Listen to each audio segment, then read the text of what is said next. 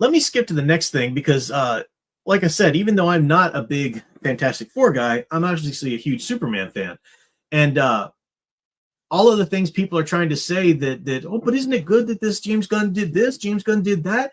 James Gunn doesn't understand Superman. I don't care how much you love what he did with, yeah, but my little brother was pretending to be Superman afterwards, and it was so hopeful that I need to like this movie. No, you don't. No, you don't. You don't need to like anything. You need to realize what's a deal breaker and what's not a deal breaker. I don't care how many things the story got right. You can't have a good Superman story and of the real iconic Superman if he's the one that comes to Earth for his family wanting him to rape and pillage and take over the Earth. That doesn't work. Yeah, you can have him not listen to that all you want. That's Invincible. Go watch Invincible. Why are you thinking this is some new thing, that this is some really wonderful? And why did James Gunn do this? James Gunn has said why he did this. He said he wasn't a Superman fan. He wasn't really into the character, so he wasn't going to write or direct this movie. You know, he's in charge of all the DC movies right now, but he was going to give this to someone else. Then he said, I found my end. I found my end to this movie, which is Superman's conflict between his Kryptonian heritage and his Earth upbringing. And all of us, of course, were scratching our heads like, what conflict? There is no conflict. And there isn't. He had to write a conflict in there. He had to change it to where Jor-El and Laura just wanted him to come to Earth to, you know, conquer it and everything. And then that's the conflict that James Gunn is rubbing his nipples over now. That's not there. He had to change the story.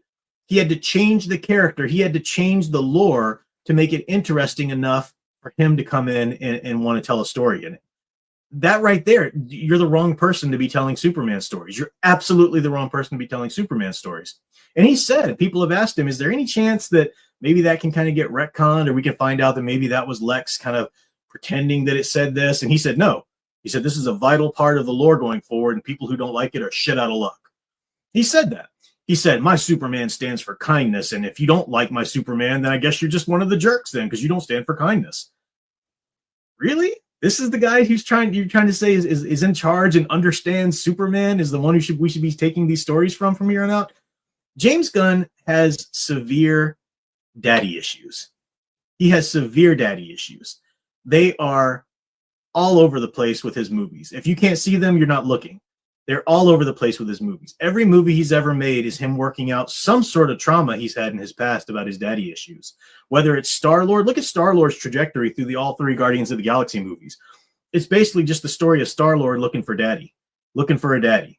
Oh, Yondu mistreated him, so he's estranged from Yondu. Oh, he found his birth daddy, but his birth daddy doesn't like him, and he realizes that he had some good things about Yondu, so he reconciled a little bit, and then eventually he goes back to his grandfather and reconciles there, because James Gunn has these daddy issues, he's remade the entire Superman mythos and lore to reflect his daddy issues. Now he's come out and said about the Brave and the Bold Batman movie that he wants to do. He is going to make it Bruce Wayne Batman with Damian Wayne, the most annoying little snot of a character who was ever created. I know he's got his champions or whatever, but I disagree. Damian Wayne is the most annoying little brat. But he wants it to be Damian Wayne as the Robin, because as he said, there's a really interesting father-son dynamic that we can have in that movie then. Oh my gosh, James Gunn, do you hear yourself? Why are you bleeding out your trauma and your own issues into every single popular franchise you touch? There's no wonder that you've got Tom King on your advisory board. Why is Tom King on your advisory board? Because he also is somebody that's working out his own issues in every story he ever writes. Go tell that crap to your therapist. You want to write a story, write a good story. Now, it's obviously true that writers do put a lot of their own history and experience, that you bring it to your art. You can't help to. And as a writer, you can look back in your past and you can see that these are the things that I wrote in this period, and these are the things I wrote that period. And you can see almost some of the issues you were dealing with at certain times. You can see that. But if you're stuck on the same issue, movie after movie, decade after decade, then that's an obsession. That's an issue. Like, James Gunn needs to go to therapy. He doesn't need to go to the writer's room. He needs to go to therapy, deal with whatever father-son issues he's got, and stop shoving it into every popular franchise he gets his hands on. That's not how you caretake and become a steward, a good steward of this folklore. You don't do that. What you do is you realize, okay, you realize like Denny O'Neil, that I'm not just a comic book editor. I'm a guardian of American folklore. People love these characters, and I have a duty to the audience. I don't have a duty. If my duty is I need to find my in, I need to find my personal connection, which is true. As a writer, you do need to personally connect to the material. But if you can't find a personal connection beyond fundamentally changing one of the foundational principles of the lore, then you're not the person to be writing that movie. But again, we're in a culture of settling, and everybody's just, I mean, yeah, but I didn't like that. But I mean, you know, it's got a really good things, and otherwise, shut up, shut up. You don't want a good Superman story. If you're willing to accept these deal breakers, you just want a good enough story. You're a settler. You just want to settle for a few good tasty bones, a few good things here and there, and you want to pretend that this somehow portends good stuff coming in the future. It doesn't. It doesn't. Wake up. Yeah, I don't. Ace Moic. Well, Tim Drake.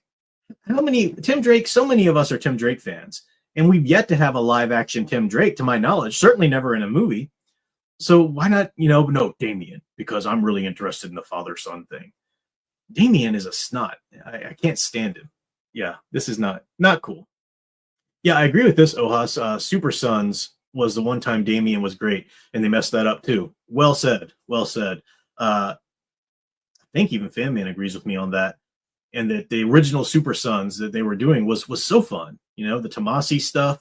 As soon as they ruined Jonathan Kent by, you know, Bendis coming in and having Ultraman torture him, and like, what? Who cares about this crap character anymore?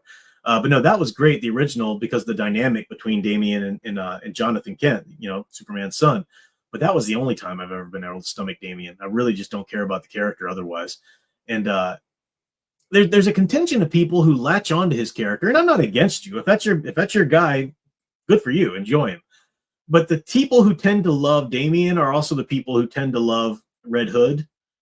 And because they love their I don't know, it's almost like their own psychology speaking, but they love this idea of the character who has done really horrible things, but is really trying to be a hero now, but finds it really difficult and can't always do the right thing. And I'm like, oh, okay, that seems a little psychologically transparent, but not that that's the only reason. Someone might be drawn to Damian Wayne, but that's you. That's not me. I'm just not a Damian Wayne guy.